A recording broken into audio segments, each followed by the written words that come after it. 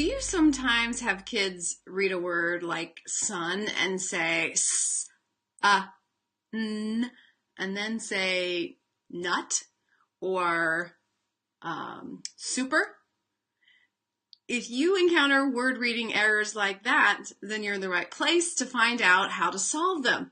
Today we're going to be talking about 4 classic word level errors that students make so frequently, and then more importantly, how to solve them. There's just 4 errors that are so common, and there's also very easy ways to get them over those hurdles.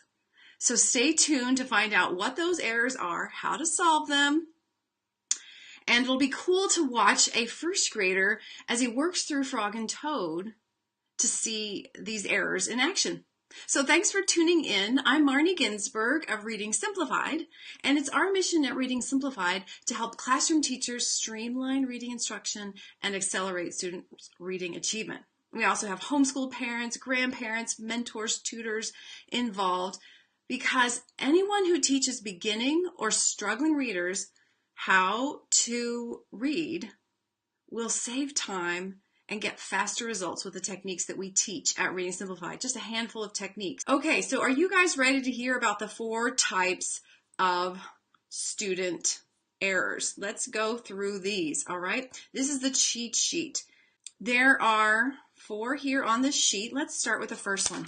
The first one is just guessing. So the student's reading along, Frog sat in bed, and the student says, Frog sat on a chair.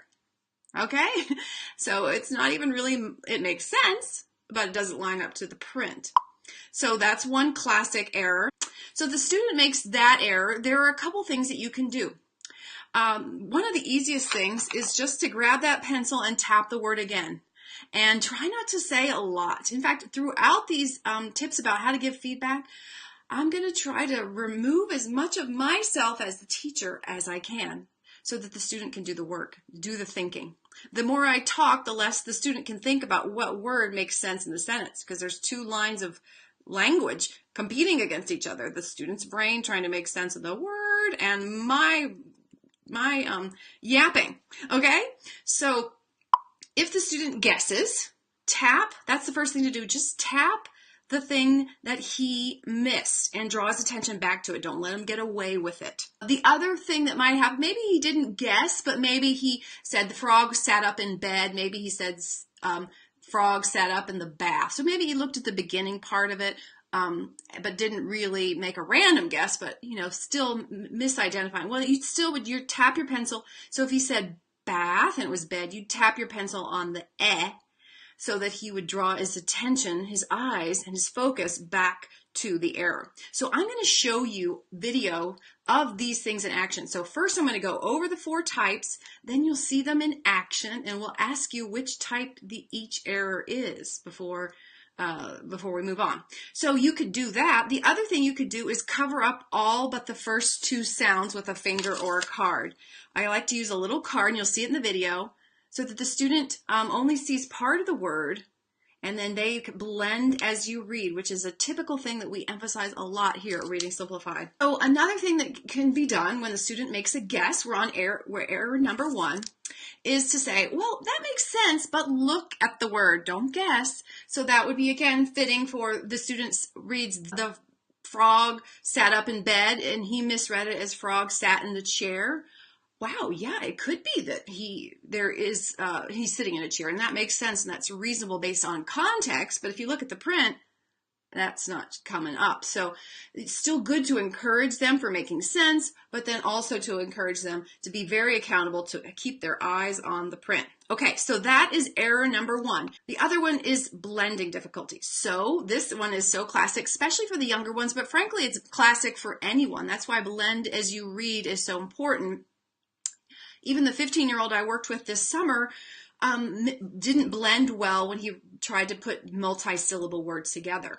So irresponsible, you still have to blend the chunks. Irresponsible.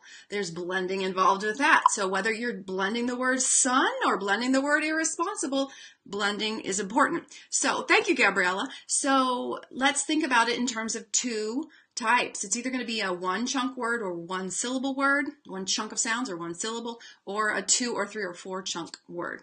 So if the word is just one chunk, then you just cover up, part of the word.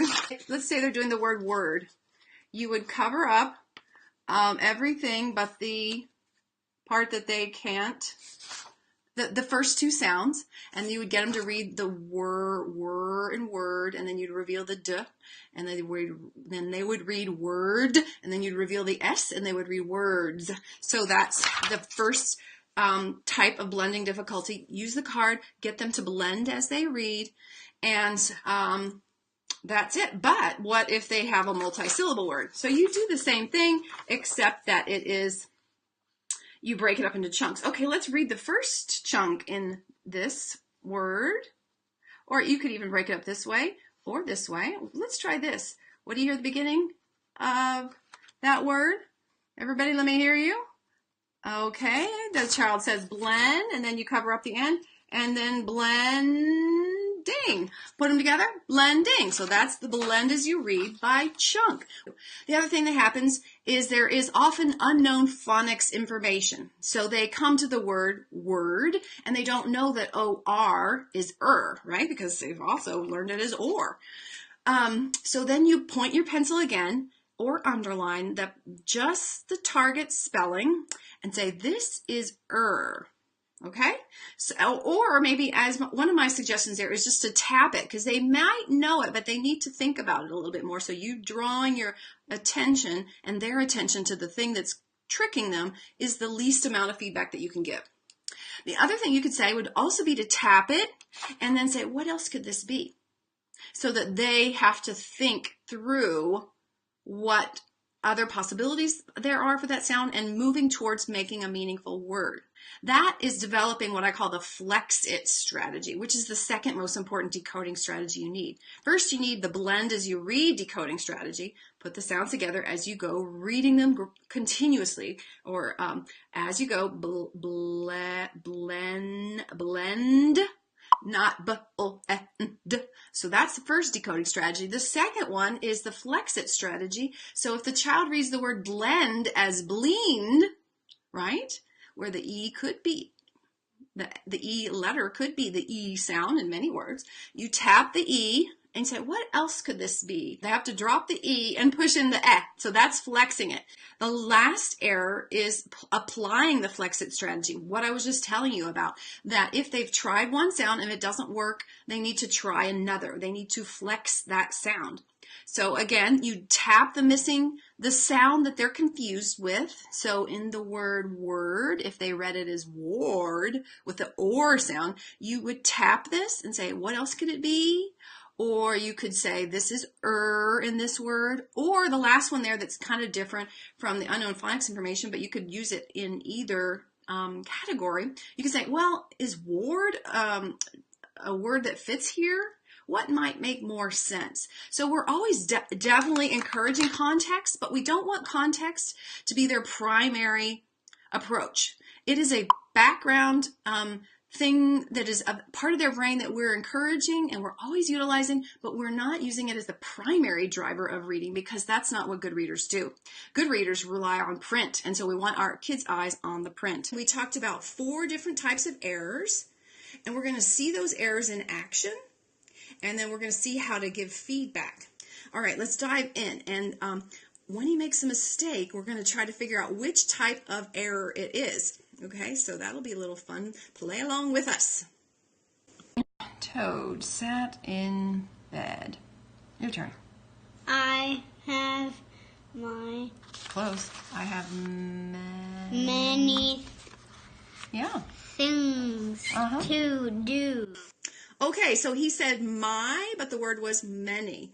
So what kind of error was that? He sort of guessed, sort of misidentified. He looked at the beginning, maybe even at the end, because the M and the Y would have led to my, but okay. I will write them. All right, he came to write, and he was kind of, what do I do? Do you know which error type that was? What did I do? I definitely tapped his attention to the thing that was missing, And I underlined it because he didn't know what WR was, right? Would you guys agree that he didn't have the phonics information? I have done that, said Toad. And he crossed out wake up. Sense of accomplishment already. Then Toad wrote other things on the paper. A list of things to do today. Wake up, eat breakfast, get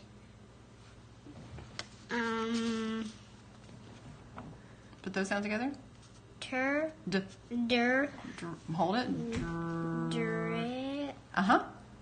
Drinks. This is an e.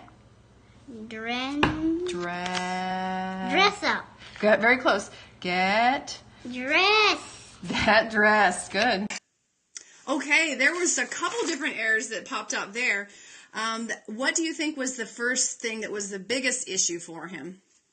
Was it that he just made a guess? Was he having blending difficulty? Was he having unknown phonics information issues?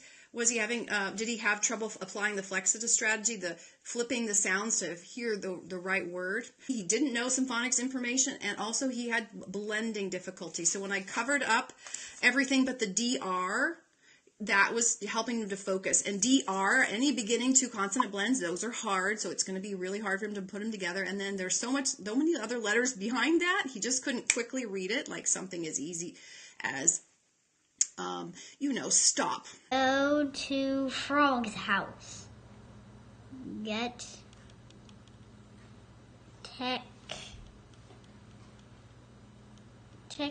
Try A. Okay, so what was the problem with take? He said tech. Was he guessing? No, I don't think he was guessing. He was looking at it. He was taking his time. Was it a blending problem? Was it an unknown phonics information? Or did he need to flip the sounds around? Well, he did eventually need to flip the sounds around because he was guessing the wrong sound, right? He didn't notice probably that the A-E is the A sound. And I'm feeling kind of weird because this is me teaching. I need to get footage of someone else so I can say, look at what the teacher's doing. Basically, right now, I have to tell you my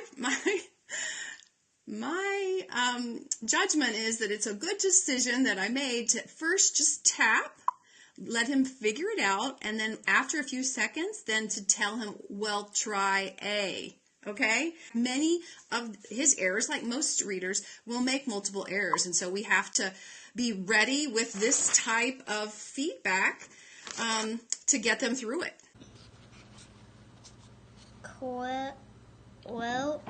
Wow. Oh, that's weird. That's weird writing. That says take walk. Take walk with frog.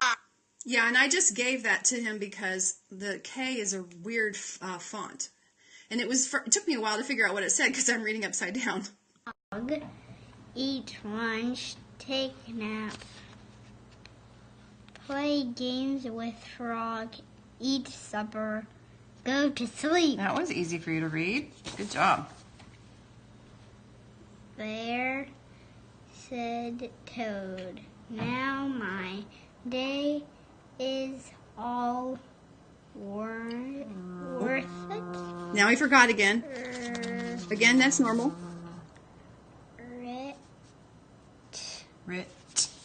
Written. Mm-hmm.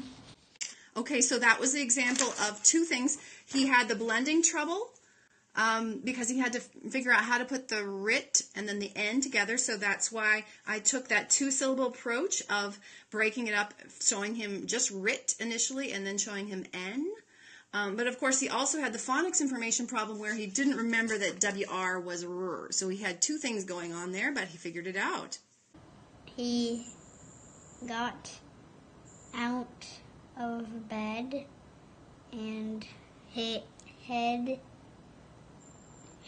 Nice. He got out of bed and had something to eat.